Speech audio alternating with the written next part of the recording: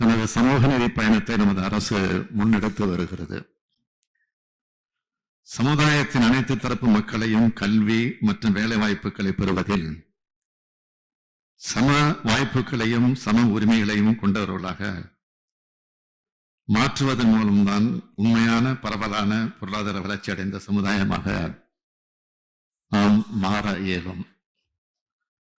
அந்த நோக்கத்தோடு தான் கல்வி, சமூகம் மற்றும் பொருளாதாரம் ஆகிய தளங்களிலும் அனைத்து தரப்பு மக்களிடையும் ஒரு சமநிலையை கொண்டு வருவதற்காக இடஒதுக்கீட்டு கொள்கை நடைமுறைப்படுத்தப்பட்டு வருகிறது.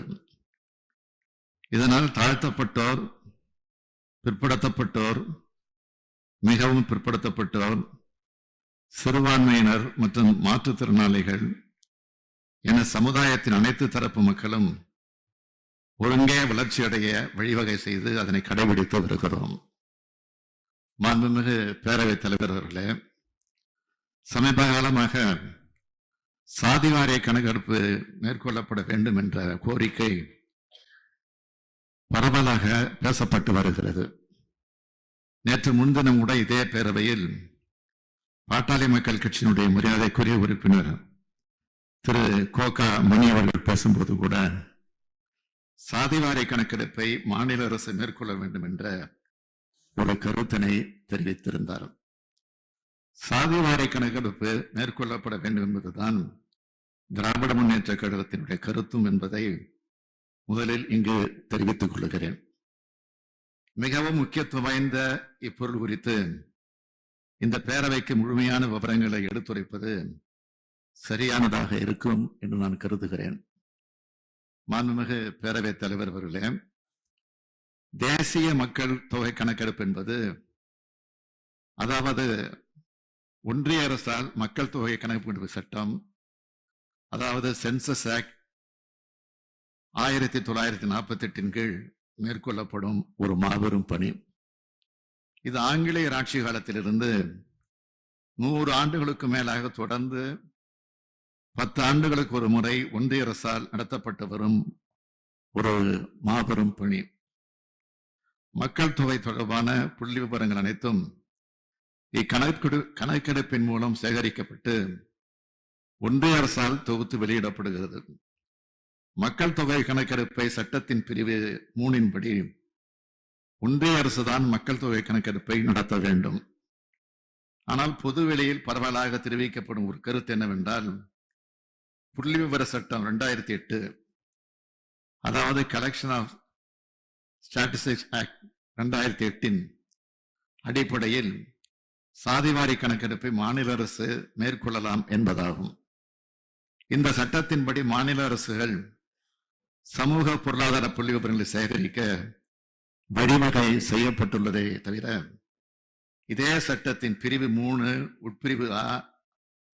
உட்பிரிவு ஆ என்படி இந்திய அரசியலமைப்பு சட்டத்தின் 7வது அட்டவணையில் உள்ள இனங்கள் தொடர்பாக புள்ளி விவரங்கள் சேகரிக்க இயலாது.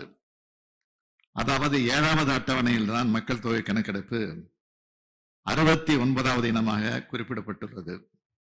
அது மட்டுமல்ல, இச்சட்டத்தின் பிரிவு 32 படி மக்கள் தொகை கணக்கெடுப்பு சட்டம் 1948 கீழ் கணக்கெடுக்கப்படும் மக்கள் தொகை தொடர்பான புள்ளி விவரங்களை சென்சஸ் டேட்டா சேகரிக்க இயலாது என்று மிகவும் தெளிவாக குறிப்பிடப்பட்டுள்ளது. மேலும் இப்பொருள் தொடர்பான தற்போது மாண்புமை உச்ச நீதிமன்றத்தில் நிலுவையில் உள்ளது. மாண்புமிகு பேரவைத் தலைவர் அவர்களே, இந்நிலையில் பொதுவெளியில் சில தவறாக புரிந்து கொள்ளும்படி 2008ஆம் ஆண்டு புள்ளி விவரங்கள் சேகரிக்கும் சட்டத்தின் கீழ் சாதிவாரி மக்கள் தொகை கணக்கெடுப்பு மேற்கொள்ள இயலாது. சட்டப்படியாக நிலைக்கக்கூடிய கணக்கெடுப்பு என்றால் அது ஒன்றிய சட்டமான மக்கள் தொகை கணக்கெடுப்பு சட்டத்தின் கீழ் தான் மேற்கொள்ள வேண்டும். எனவேதான் இப்பணியை ஒன்றிய அரசு மேற்கொள்வதுதான் முறையாக இருக்கும் என்று நாங்கள் வலியுறுத்தி வருகிறோம். மாண்புமிகு பேரவைத் தலைவர் அவர்களே, அரசியலமைப்பு சட்டம் பிரிவு 246 படி மக்கள் தொகை கணக்கெடுப்பு ஒன்றிய அரசின் பட்டியலில் வைக்கப்பட்டுள்ளது. 10 ஆண்டுகளுக்கு ஒரு முறை மேற்கொள்ள வேண்டிய அடிப்படையான பணியான மக்கள் தொகை கணக்கெடுப்பினை 2021 ஆண்டு மேற்கொள்ளாமல் ஒன்றிய அரசு இன்று வரை காலம் தாழ்த்தி வருவதென்றால், முதல் ஆண்டு கோவிட் பெருந்தொற்றை காரணமாக சொன்னார்கள். தற்போது கோவிட் சென்று 3 ஆண்டுகளுக்கு மேலான பின்பும் அப்பணியை மேற்கொள்ளாமல் இருப்பது ஒன்றிய அரசு தன் கடமையை புறக்கணிக்கும் செயல் அல்லவா? மாண்புமிகு பேரவைத் தலைவர் அவர்களே, நாம் தொடர்ந்து கோரிக்கை வைப்பது மக்கள் தொகை கணக்கெடுப்பை மட்டுமல்ல, அத்துடன் சேர்த்து சாதிவாரி கணக்கெடுப்பையும் உடனடியாக தொடங்க வேண்டும் என்று வலியுறுத்தி கடந்த 22/10/2023 அன்று மாண்புமிகு இந்திய பிரதமர் அவர்களுக்கு நான் கடிதம் எழுதியுள்ளேன். அவ்வாறு ஒன்றிய அரசு களப்பணியை மேற்கொள்ளும் போது கிடைக்கப்பெறும் புள்ளி விவரங்கள் அடிப்படையில் மாநில அரசு எடுக்கும் முடிவுகளுக்கும் ஏற்றும் சட்டங்களுக்கும் தான் சட்ட ரீதியான பாதுகாப்பு எப்போதும் இருக்கும்.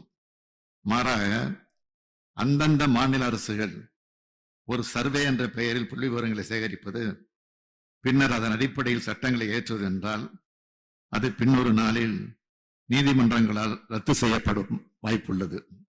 எனவேதான் இந்த காரணங்களின் அடிப்படையில் ஏற்கனவே தாமதப்படுத்தப்பட்டுள்ள தேசிய மக்கள் தொகை கணக்கெடுப்பை ஒன்றிய அரசு உடனடியாக தொடங்க வேண்டும் என்றும், அத்துடன் சாதி வாரியான மக்கள் தொகை கணக்கெடுப்பையும் சேர்த்து நடத்த வேண்டும் என்றும் இந்த பேரவை வாயிலாக பின்வரும் தீர்மானத்தை நான் முன்மொழிய விரும்புகிறேன்.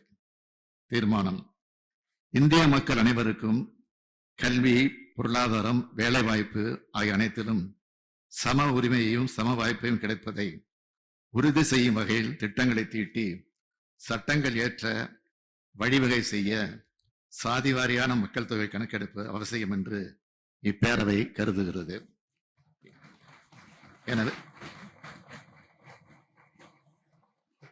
எனவே 2021 ஆண்டு மேற்கொண்டிருக்க வேண்டிய மக்கள் தொகை கணக்கெடுப்பை உடனே தொடங்க வேண்டும் என்றும், அத்துடன் இம்முறை சாதிவாரியான கணக்கெடுப்பையும் இணைத்தே நடத்த வேண்டும் என்றும் ஒன்றிய அரசை பேரவை ஒருமனதாக வலியுறுத்துகிறது.